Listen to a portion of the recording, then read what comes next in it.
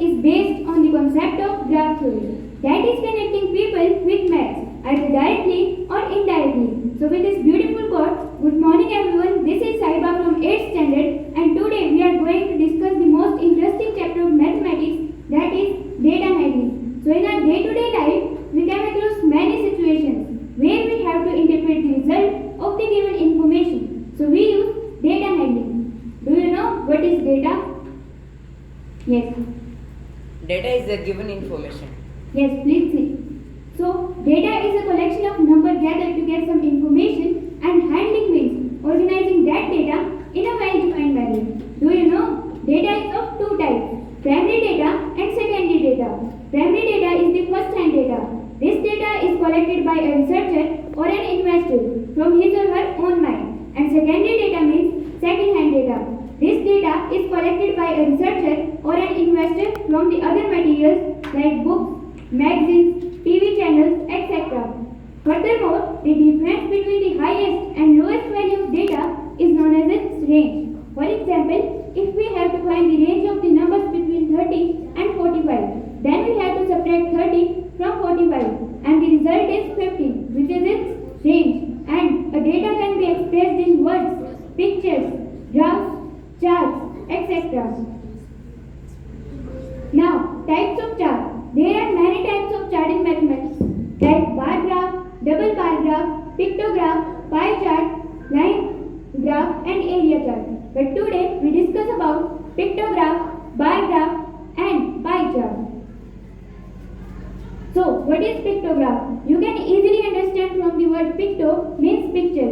So, pictograph is a type of chart that uses pictures to represent the data or uses symbols, where each picture or symbol represents a specific quantity. For example, as you see in the diagram, a pictograph showing the number of votes who like different foods, where each emoji represents one vote. So, there are 10 votes for apple and 7 votes for pig. Now, how to construct a pictograph? First of all, we have to collect and organize the data in a table. Then we have to choose a symbol, and a symbol may be anything, like emoji. Then draw the symbols to represent the data.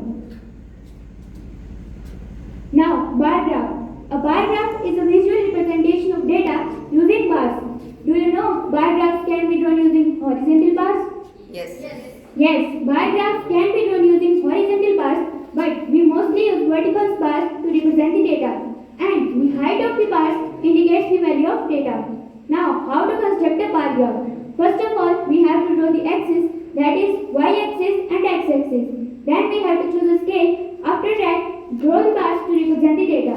And the best example of bar graph is a teacher can use bar graph to represent the data of students. Now, pie chart. A pie chart is a type of chart that represents the data in circular form. Do you know who invented pie charts? Yes. William Playfair. Yes, please see. William Playfair invented pie charts in 1801, where each slice of pie represents a fractional or proportional part of the whole. And now, the best example of pie chart is types of food in a restaurant. A pie chart can illustrate the distribution of different types of food in a restaurant, where each slice represents a fractional or proportional part of the whole. And all the slices of pie are added to make complete 360 degrees or 100%. Now, how to construct a pie chart? If the value of all the slices is in degree, then we have to find the central angle. And the formula used to find central angle is value of parts divided by total value into 360 degrees.